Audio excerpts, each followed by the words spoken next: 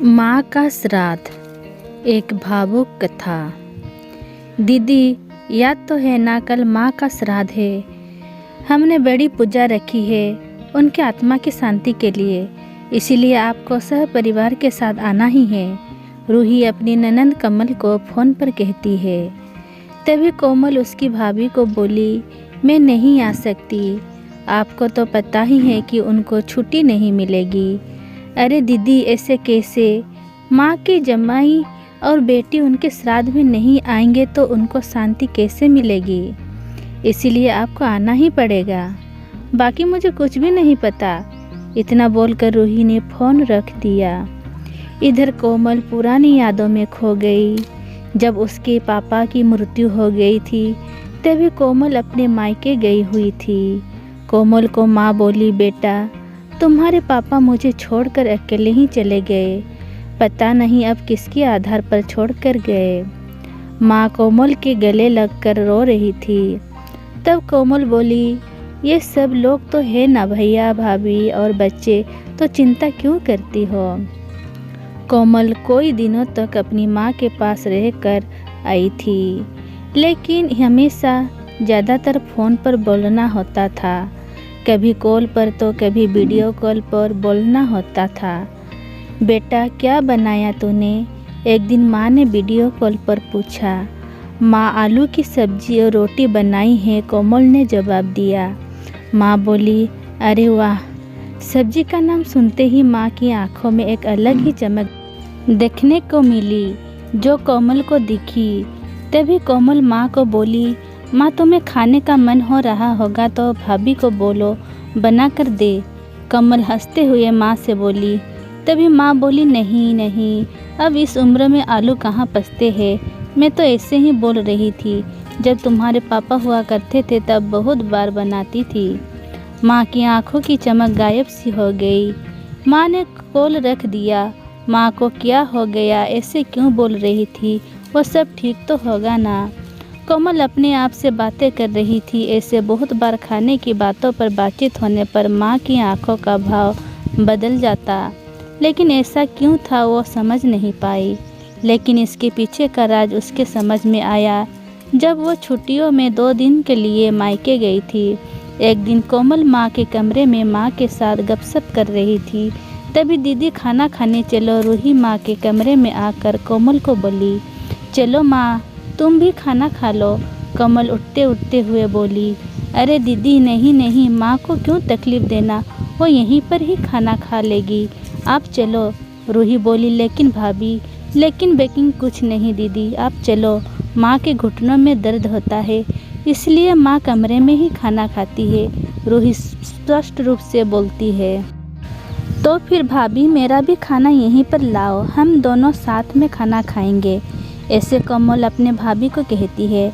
इस पर रूही कुछ नहीं बोल पाई, लेकिन कोमल को साफ तरीके से समझ में आ गया कि रूही को यह सब पसंद नहीं आया।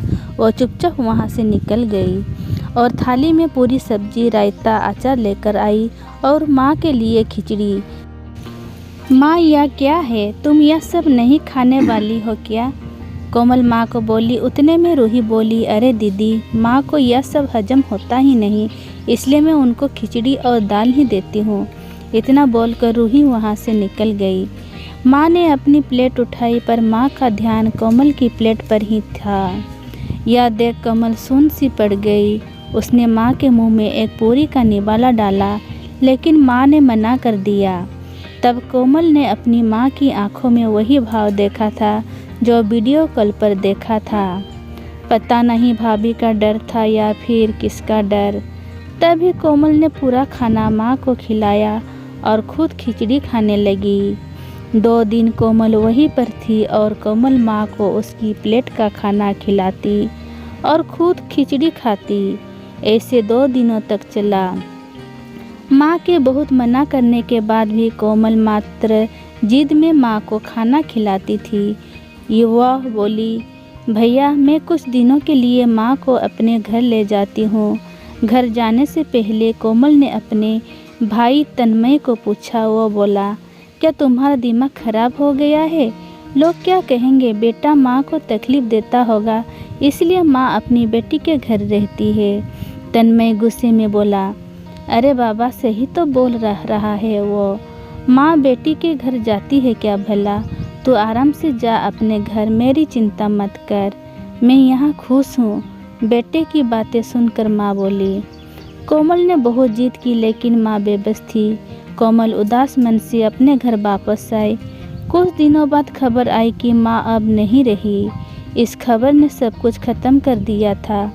कोमल को पता था कि माँ कितनी तकलीफ से गुजरी, लेकिन माँ को दूसरा लड़का नहीं था बल्कि एक लड़की थी, इसलिए वो कुछ नहीं कर सकती थी।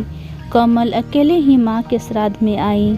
आज माँ के श्राद्ध में 56 तरह के भोग बनाए गए। सब लोग मज़े से खा रहे थे। लोगों ने रूही और तन्मय की वाहवाही करने में कोई कसर नहीं छोड़ी। दुनिया में सबसे अच्छा बेटा और सबसे अच्छी बहू कह रहे थे उन्हें। माँ के गुजर जाने के बाद इतना विचार कर रहे हैं तो माँ जिंदा थी तब कितनी सेवा की होगी दोनों ने। कमल दुखी होकर माँ की तस्वीर को देख रही थी। तभी दीदी चलो आप भी खाना खा लीजिए, रूही कोमल को बोली, जो माँ के रूप में माँ की तस्वीर सीने से लगा कर रो रही थी। वो बोली, नहीं भाभी मुझे नहीं खाना। लेकिन क्यों? आप नहीं खाना खाओगे तो माँ की आत्मा को कैसे शांति मिलेगी? रूही कोमल को बोली, भाभी जिस खाने के लिए मेरी माँ जब जिंदा थी तब तरसती थी, उससे मरने के बाद दे रहे हो तो वह कैसे तृप्त होगी? सोच कर देखो एक बार, आज आपने पकवानों का ढेर लगाया है। माँ जिंदा थी तब आपने उनकी मनपसंद खाने के 2 निवाले खिलाए होते तो माँ वैसे भी तृप्त हो चुकी होती। वही माँ का असल में श्राद्ध कहलाता। यह जो भी हो रहा है वह सिर्फ एक दिखावा है। इसकी वजह से माँ कैसे तृप्त हो पाएगी? जो घर से मेरी माँ अतृप्त होकर चली गई, वो घर से मैं कैसे खाना खा सकती हूँ भला? कोमल चिढ़कर रूही से बोली। तभी वहाँ पर तन्मय भी आ गया। भगवान की लाठी में आवाज़ नहीं होती है भैया। भाभी वो जब भी किसी पर पड़ती है तो ना तब जख्म बहुत गहराई तक और ना भरने वाली होती है। आप भी तो 2 बच्चों के माता पिता हो, लेकिन मैं भगवान से दुआ ज़रूर करूँगी कि आप जब तक जिंदा हो तब तक आपको अतृप्त ना रखे। माँ ने तो अपना वनवास भोग कर कहीं नया जन्म लिया होगा, लेकिन आपकी ज़िंदगी बहुत बड़ी है। कोमल ये सब बोलकर माँ की तस्वीर लेकर चली गई। पीछे रूही और तन्मय की गर्दन शर्म से झुक गई। दोस्तों, माँ बाप जिंदा है तब तक उनकी सेवा करना, उनकी हर इच्छा पूरी करना, वही उनका असली श्राद्ध होता है। उनकी मृत्यु के बाद कितने भी 56 भोग बनाए सब व्यर्थ है। दोस्तों, अगर आपको ये कहानी अच्छी लगी तो please like, share, comments and subscribe कीजिए। थैंक यू, धन्यवाद।